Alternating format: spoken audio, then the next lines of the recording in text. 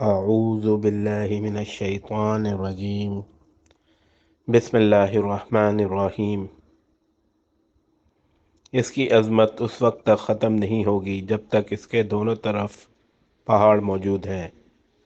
ان پہاڑوں سے مراد ایک تو ابو قیس پہاڑ ہے جو کہ صفا پہاڑی کے سامنے ہے، اور دوسرا قیقان پہاڑ ہے جو مکہ کے قریب ہے اور جس کا رخ ابو قیس پہاڑ کی طرف ہے، اور یہ شہر اپنے باشندوں کے لیے پانی اور دودھ کے لحاظ سے بہت بابرکت اور نفع والا ہے۔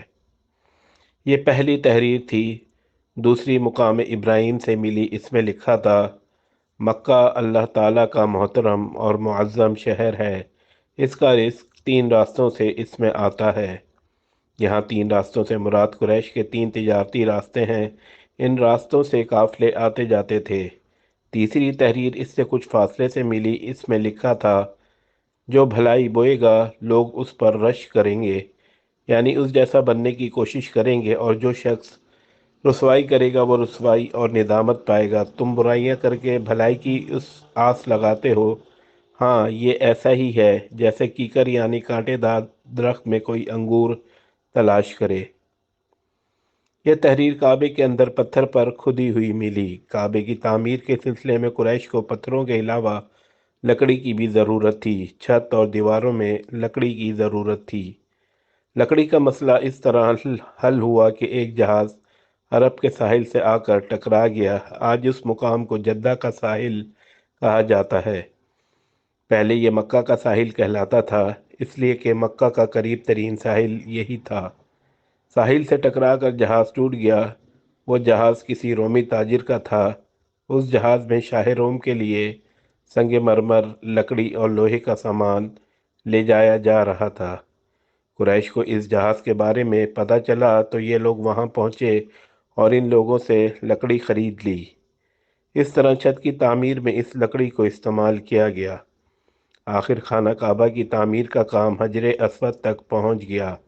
اب یہاں ایک نیا مسئلہ پیدا ہو گیا۔ سوال یہ پیدا ہوا کہ حجر اسود کون اٹھا کر اس کی جگہ پر رکھے گا؟ ہر قبیلہ یہ فضیلت خود حاصل کرنا چاہتا تھا۔ یہ جھگڑا اس حد تک بڑھا کہ مرنے مارنے تک نوبت آ گئی۔ لوگ ایک دوسرے کو قتل کرنے پر تل گئے۔ قبیلہ عبدالدار نے تو قبیلہ عدی کے ساتھ مل کر ایک برتن میں خون بھرا اور اس میں اپنے ہاتھ ڈبو کر کہا حجر اسود ہم رکھیں گے۔ اس طرح دوسرے قبیلے بھی اڑ گئے۔ تلواریں نیاموں سے نکل آئیں۔ آخر وہ سب بیت اللہ میں جمع ہوئے۔ ان لوگوں میں ابو امیہ بن مغیرہ تھا، اس کا نام حذیفہ تھا۔ قریش کے پورے قبیلے میں یہ سب سے زیادہ عمر والا تھا۔ یہ ام المومنین سیدہ ام سلمہ کا باپ تھا۔ قریش کے انتہائی شریف لوگوں میں سے تھا۔ مسافروں کو سفر سامان اور کھانا وغیرہ دینے کے سلسلے میں بہت مشہور تھا۔ جب کبھی سفر کرتا تو اپنے ساتھیوں کے کھانے پینے کا سامان خود کرتا تھا۔ اس وقت اس شدید جھگڑے کو ختم کرنے کے لیے اس نے ایک حل پیش کیا۔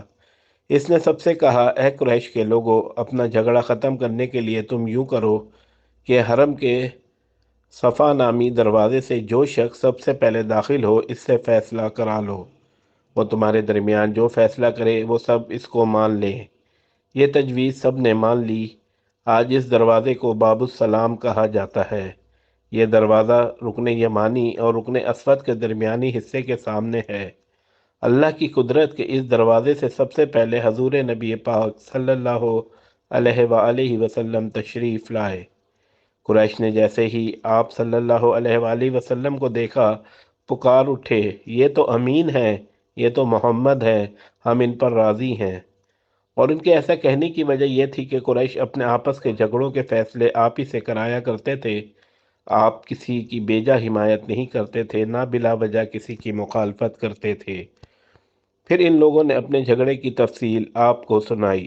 ساری تفصیل سن کر آپ صلی اللہ علیہ وآلہ وسلم نے فرمایا ایک چادر لے آؤ۔ وہ لوگ چادر لے آئے۔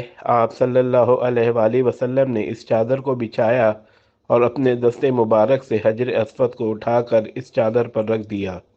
اس کے بعد آپ صلی اللہ علیہ وآلہ وسلم نے ارشاد فرمایا، ہر قبیلے کے لوگ اس چادر کا ایک ایک کنارہ پکڑ لیں، پھر سب مل کر اس کو اٹھائیں۔ انہوں نے ایسا ہی کیا۔ چادر کو اٹھاتے ہوئے وہ اس مقام تک آ گئے جہاں حجر اسود کو رکھنا تھا۔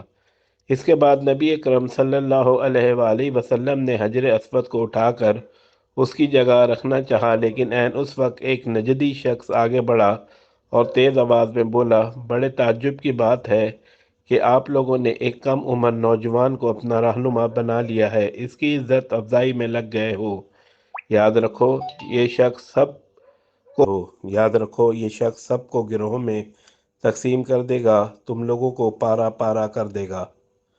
قریب تھا کہ لوگوں میں اس کی باتوں سے ایک بار پھر جھگڑا ہو جائے، لیکن پھر خود ہی انہوں نے محسوس کر لیا کہ حضور صلی اللہ علیہ وآلہ وسلم نے جو فیصلہ کیا ہے وہ لڑانے والا نہیں، لڑائی ختم کرنے والا ہے۔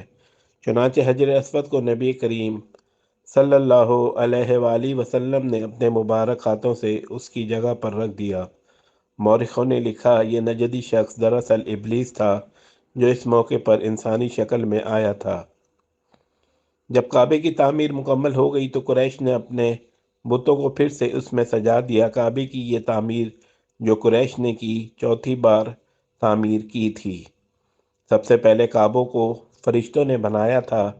بعض صحابہ نے فرمایا کہ زمین و آسمان کو پیدا کرنے سے پہلے اللہ تعالیٰ کا عرش پانی کے اوپر تھا۔ جب عرش کو پانی پر ہونے کی وجہ سے حرکت ہوئی تو اس پر یہ کلمہ لکھا گیا، لا الہ الا اللہ محمد الرسول اللہ۔ اللہ تعالیٰ کے سوا کوئی معبود نہیں، محمد صلی اللہ علیہ وآلہ وسلم اللہ تعالیٰ کے رسول ہیں۔ اس کلمے کے لکھے جانے کے بعد عرش ساکن ہو گیا۔ پھر جب اللہ تعالیٰ نے آسمانوں اور زمین کو پیدا کرنے کا ارادہ فرمایا تو اس نے پانی پر ہوا کو بھیجا۔ اس سے پانی میں موجیں اٹھنے لگیں اور بخارات اٹھنے لگے۔ اللہ تعالیٰ نے ان بخارات یعنی بھاپ سے آسمان کو پیدا فرمایا۔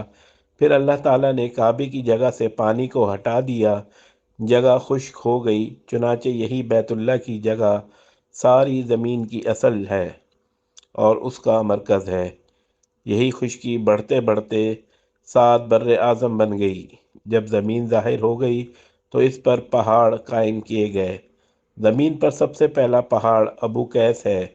پھر اللہ تعالیٰ نے فرشتوں کو حکم فرمایا، زمین پر میرے نام کا ایک گھر بناؤ تاکہ آدم کی اولاد اس گھر کے ذریعے میری پناہ مانگے۔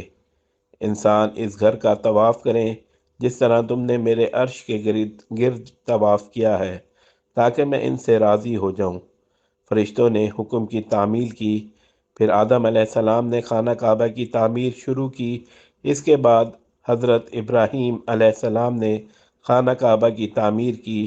اس طرح قریش کے ہاتھ یہ تعمیر چوتھی بار ہوئی۔ جزاک اللہ۔